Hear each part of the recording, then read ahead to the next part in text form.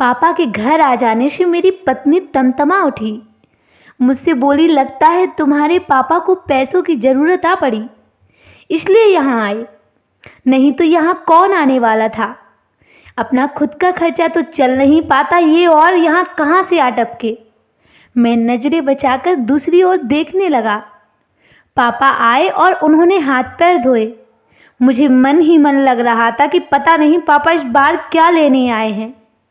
वैसे भी एक तो बेटे की पढ़ाई का खर्चा, ऊपर से पत्नी की बीमारी में दवाई का खर्चा, अब पापा को क्या देंगे।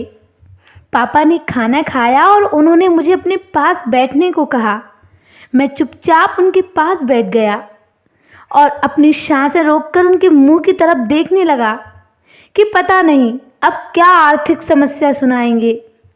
उन्होंने मुझसे कहा, क्या हुआ बेटा? मैंने कहा, कुछ नहीं पापा। पापा बोले, मैं खेती के काम में बहुत व्यस्त रहता हूँ, इसलिए आज रात को ही मैं पहली गाड़ी से निकल जाऊँगा। और तुम्हारे 3 महीने से कोई चिट्ठी नहीं मिली और ना ही कोई खबर आई, इसलिए मुझे आना पड़ा।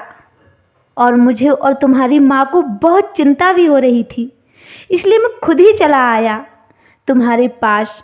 मुझे लगा हो ना हो कोई समस्या ज़रूर होगी, तभी कोई खबर नहीं मिली। और उन्होंने मुझे 500 के 6 नोट अपनी जेब से निकाले और मुझे दिए। ये रख लो बेटा, काम आएंगे, तुम्हें इनकी ज़रूरत है। फसल अच्छी हुई थी इस बार, इसलिए रखे थे तो ले आया। और कोई परेशानी हो तो मुझे बताया करो और कोई टेंशन मत लिया करो। अपना ध्यान रखा करो और बहू का भी। बहुत कमज़ोर लग रहे हो, खूब खाया पिया करो। पापा की बात को सुनकर मुझे अंदर से बहुत दुख हुआ कि मैं पापा के बारे में कितना गलत समझ रहा था।